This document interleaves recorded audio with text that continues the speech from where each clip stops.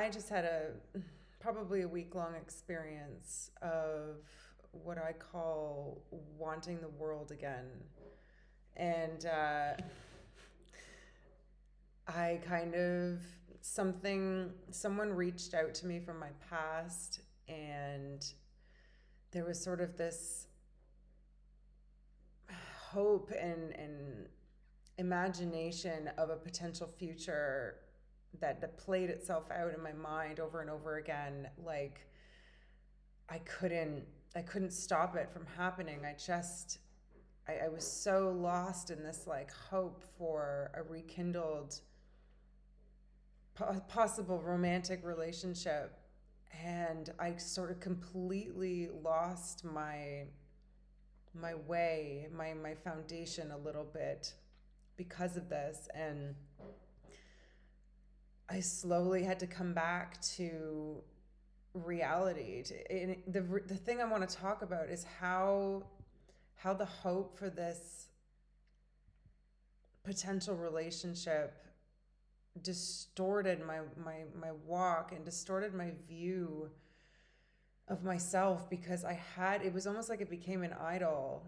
It became more important to me than God in my day, in my heart, in my mind, in each of my moments. It completely took over my thinking and my goals and my hopes and it was unreal. I This person has quite an effect on me, and I think it's really important for us to make sure that we never place anything in this world above God, because it's so easy to just fall off course and kind of let God sort of be a back burner to our own will and our own wants, and other people. Even like we hold other people up on these pedestals, or how they make us feel is held up on a pedestal. Like, wow, I feel so seen, I feel so good talking to this person.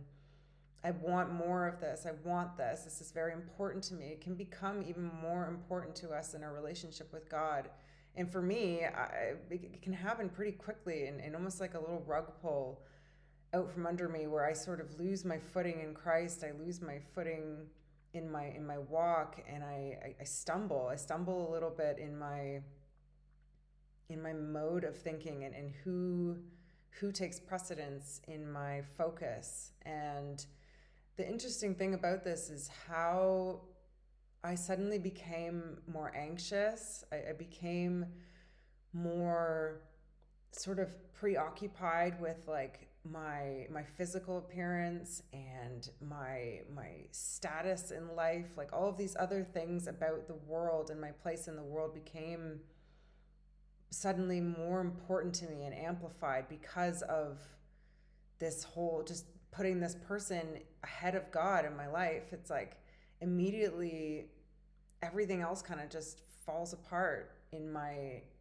belief system. And I'm not saying I'm a weak-footed Christian, because I always come back to him and I always know what's happening. I mean, it was a week of like a bit of a spinning circle of hope. I don't know what else to call it, but I just found it like interesting how, as soon as you put anything above God in your life, everything else falls apart. Like, my anxiety about my life and my achievements and all of this superfluous stuff became so much more important to me all of a sudden. Like, I was like, oh no, like I'm not like this, and oh, I need to have this together. And not for this person, but just because of the way that my perception shifted. All of a sudden I cared more about the outcome of my life than living for God. And I think this is really what Jesus meant when he said, like, those who lose their life for me will gain it.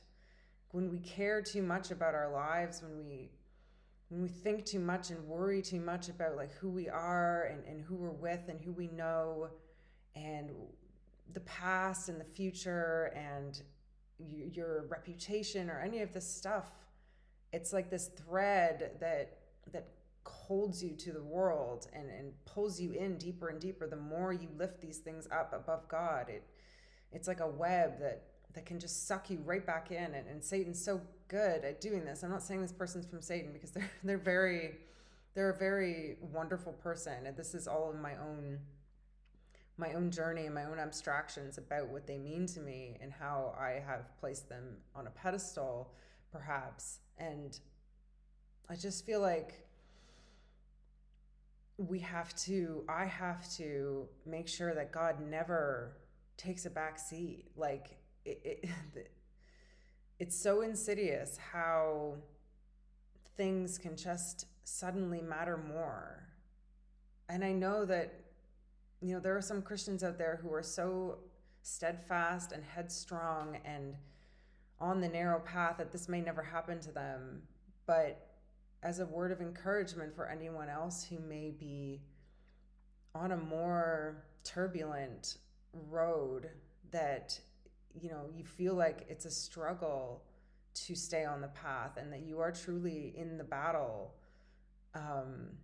it can happen. It can happen where you're just kind of thrown off your feet, and all of a sudden something else matters more to you than God. Something else takes precedency.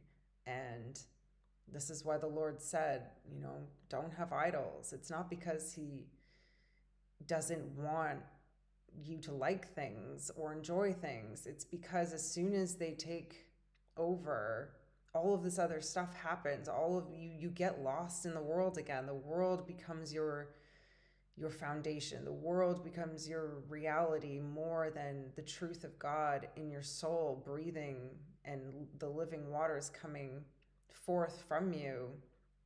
You can lose access to that if you don't maintain him at the forefront. And that happened to me a little bit over the past week, and it's just crazy how fast it can happen. It's almost like Satan knows our weaknesses and where we're vulnerable. Like, straight up, my vulnerability is that I crave companionship, and he has sent me so many people that are not good for me, that sometimes I think one person was completely wrong for me, and I fell off the path so terribly. And sometimes I just fall for it. I fall for his tricks. Like, it's terrible. It's a constant struggle to, and not, I don't want to say struggle as if like I'm wrestling with God, but it's a struggle against the material world. It's a struggle against the flesh. The flesh wants so badly, like it wants what it wants, and if we don't make it our like optimal first practice to stay close to God and to keep him in the forefront of everything we do, in our choices and our decisions and our words and our thoughts, we're at risk. Like, it's no joke when Paul said this is a race. Like, we're running a race. We're in a battlefield for our souls. And it is so easy. It's really easy to fall off. I think sometimes I think that people who don't think they ever fall off, I wonder if they're actually on the battlefield, because how can you not be struggling? Like, how can you not be fighting these things? It's everywhere. Like, I feel like there must be blind spots where people are just sort of okay with being lukewarm and okay with being of the world and calling themselves a Christian. That it really worries me, because I know how easy it is to be deceived, because I've been deceived so much. Like, I wonder often if I will make it to the kingdom, because I have flopped around so much in my faith. But I still hold on to the hem of his garment. I hold it like it's the only thing that matters. And because it is the only thing that matters.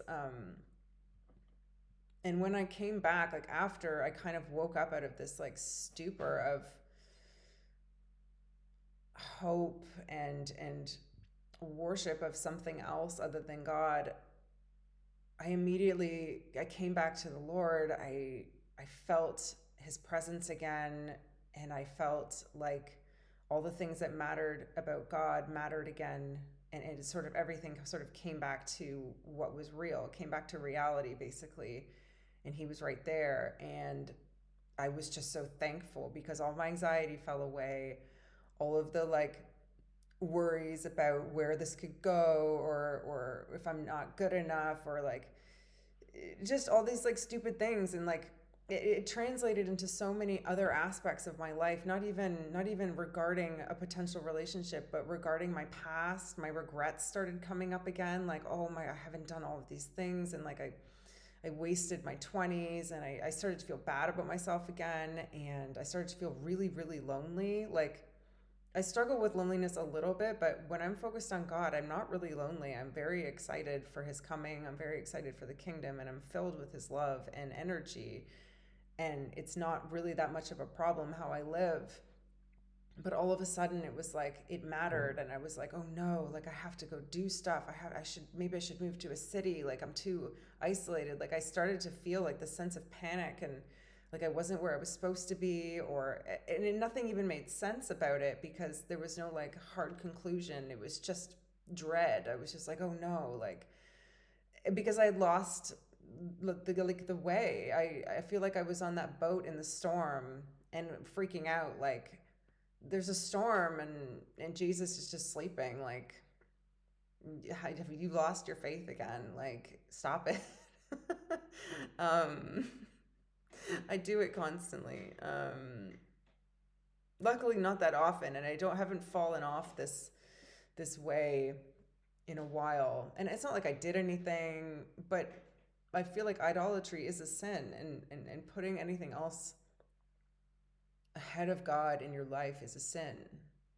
And it's a sin because it has consequences. It has negative consequences. It's not just like a sin because, God's a tyrant.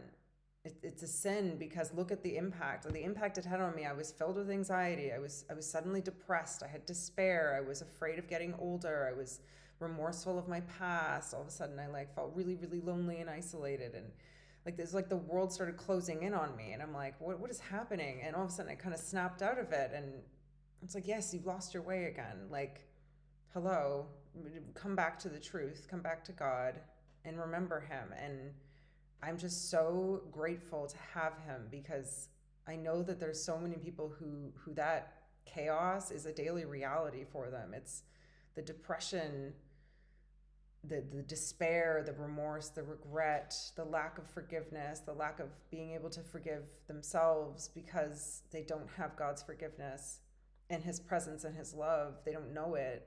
It's just chaos. It's emptiness. It's like living in hell. It is like a glimpse of hell. And the world offers us nothing, really. Like, it has the glitz, it has the glamour, it has the beauty, it has the worship of youth. It has all of this like tantalizing stuff that feeds into our flesh desires, but it all fades away and it all turns to dust, and it is not the truth. It's not truth. It's Satan's little parade for the most part. And it's not going to give you anything. Like, I moved out onto a remote village for a reason, because after what happened in 2020, I did not want to be in heavily populated areas, and I largely mistrust people in large groups. uh, Even in this small village, I'm wise as a serpent, I would say, regarding people. I don't want to move back to a city. I don't like that idea popped into my mind. Like that's how insidious deception can be. Like your wants are not even your own when you don't love God with all your heart and soul. It's crazy. I feel like as a person I'm quite aware of these turbulent waves of the soul, and I can oscillate a lot. But he is my rudder forever, and I will never abandon him fully again. because he never abandoned me, even in all of my darkest days, in all of the dark things that I've done. So I'm really grateful that he is who he is. Because I would have nothing without him. I really would have nothing but despair. And so many people do just have despair because they don't have him. And I know that people don't really want to hear it. I try. I'm not much of an evangelist, but I think through the way that I live and love and see people and speak to people, I hope to point them in the direction, but it's tough. It's tough out there.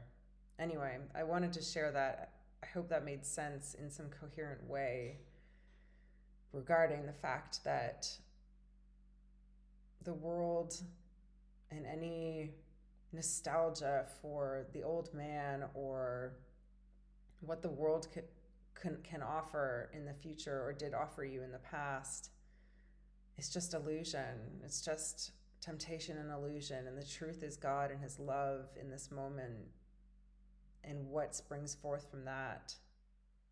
And that's it. So hold fast, everyone, because it can be treacherous out there. Okay. Thanks for listening.